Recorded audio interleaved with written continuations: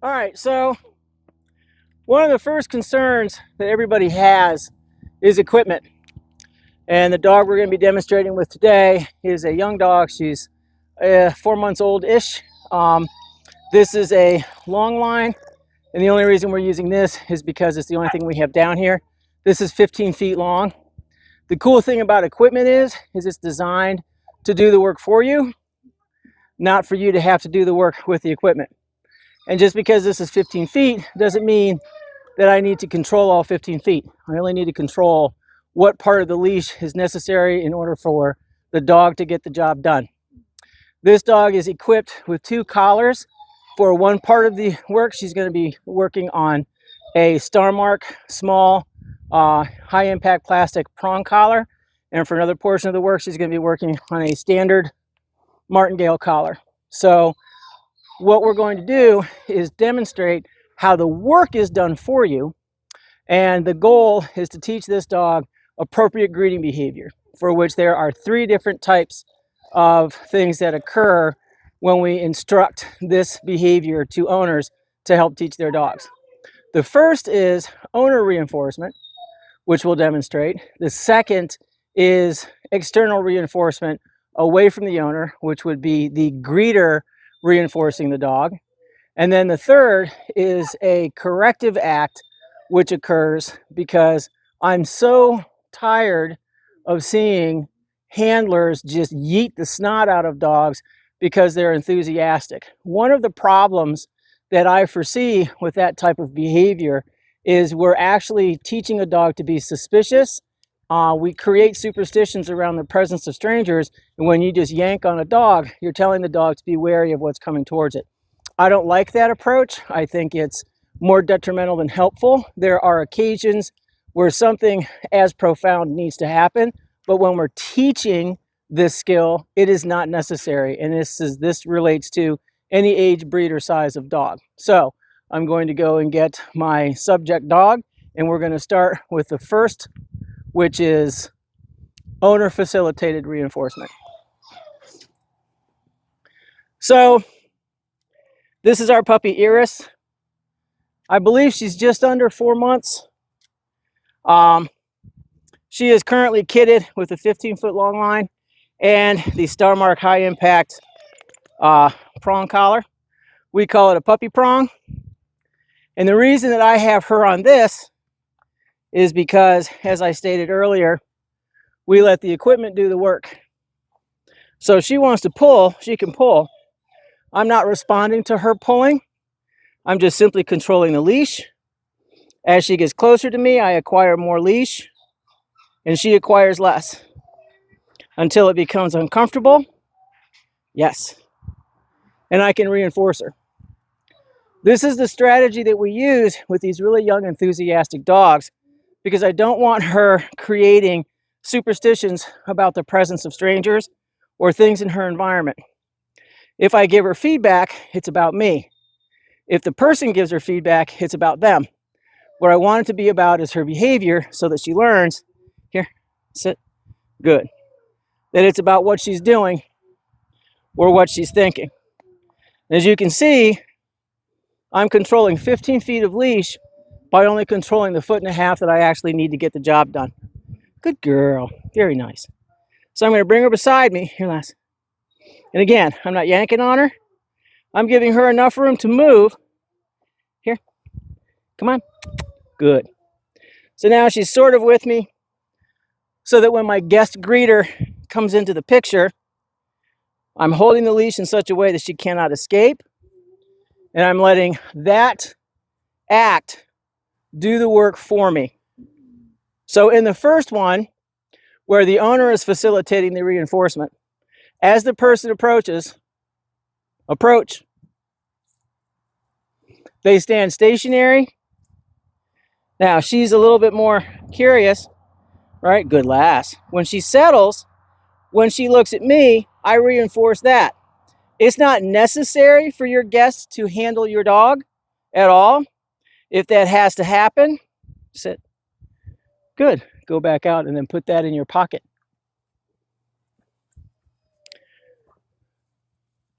If that has to happen, off. Here, Lass. Good. We do it in a very controlled way. Approach, stand directly in front of the dog. Keep your hands at your sides. Now, when she goes to jump on him, nothing happens. He doesn't come closer. She actually has to back up. So I'm going to back up a step. Instead of backing up with the dog, move into the person. And when they go to greet the person, they can kind of stoop over and offer a hand palm down. But if you see how jiggy she's starting to get, I'm not going to reinforce that. So the person just turns around and walks out.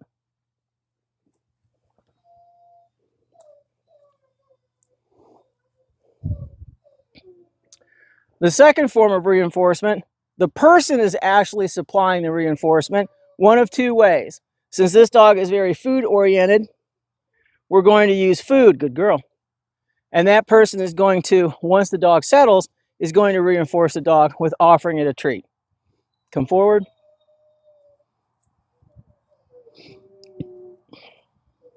Now she gets all excited, come a little bit closer, create a lot more temptation.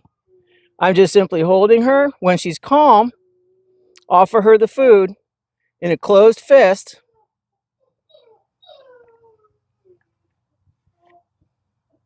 And again, step back, right? When she starts getting overly aroused, I'm simply denying her access to the things she wants. I'm going to step forward. She's going to sit, and we start again. When she's calm, she can have it, but when she's mooching, she can't. Now deliver quickly before she gets up. Something like that. Preferably if the dog is still sitting. So we're going to try that one more time. Walk out. Here, Lass. Now again, remember, this dog's fighting on a prong collar, right? You can see it doesn't really impact her behavior a lot. It's just enough impetus for her to step back and say, I'm not really sure I like that. I'm not beating her up. Good girl. As a matter of fact, the only information I'm giving her is tactile through the collar. Don't resist. And by reinforcement when she pays attention to me. Step forward.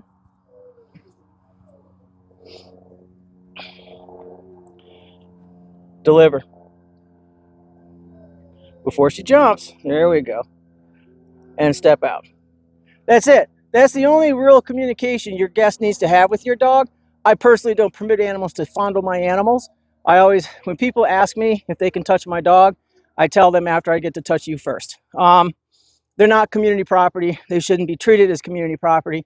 The vast majority of dogs who have issues with strangers are because that's been created by strangers themselves. Finally, the last way with which we help dogs understand that they're not allowed to acquire reinforcement from either the individual trying to greet them or the owner is we create an exit path. And it does require that you have an exit strategy and the room to be able to move away from that individual. So if you have any situation that you're in, you should be able to concoct an escape route so that you can retreat away from the individual that's approaching. So, and again, I'm not trying to make this punitive for the dog.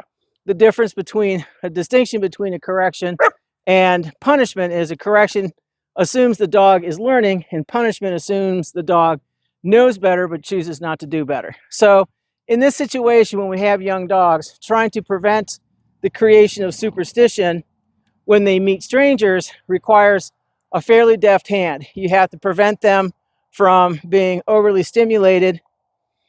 At the same time, you don't want to create some type of suspicion or arousal because they think that the person approaching is a harbinger to discomfort. Now, we had talked earlier about the types of equipment this dog is on. This is her. This is my Spaz Monkey, Iris. She's half Beauceron and half German Shepherd. She comes from working lines on both sides of the pedigree, and she is all that in a bag of chips too. She also, has a tendency to try to make demands, and what we're trying to do is simply help her understand that she's not allowed to make demands. Instead of trying to make things happen, if she simply allows them to happen, they happen a lot faster. And that's kind of a philosophy that we use for training throughout the entire training process. So now she's starting to settle. We had a little bit of a break between the previous shooting and this, simply because I had to take another dog to the vet, and you know, life happens, things get in the way. So she's a little hot and fresh. So what we're demonstrating with this is how to manage the leash correctly.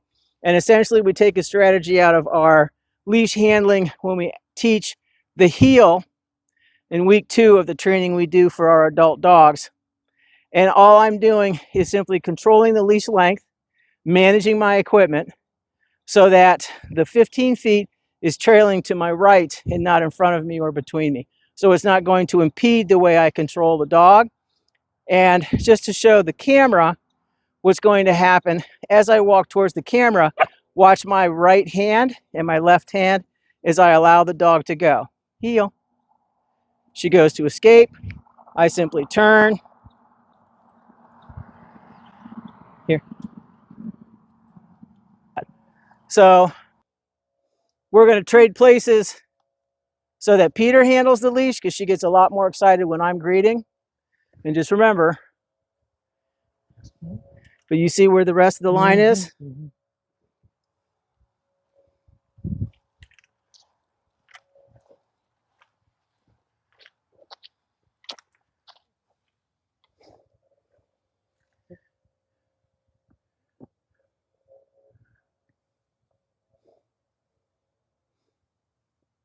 Good.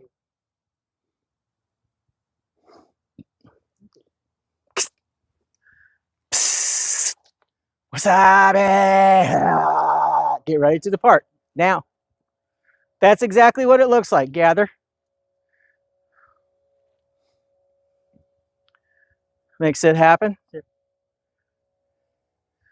Where's your right hand? There you go.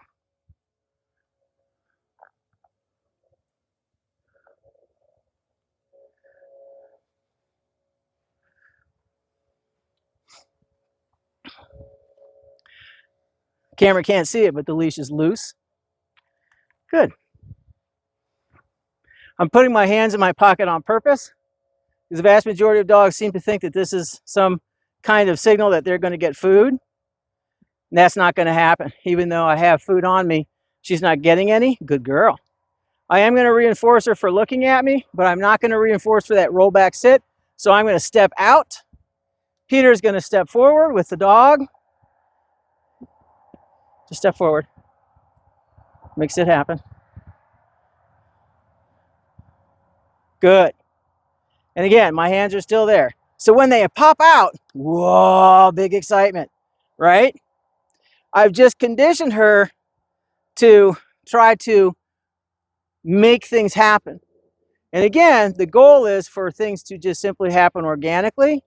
Now she's losing interest. She wants to go for the thing on the back. Peter's going to make her sit again. Good.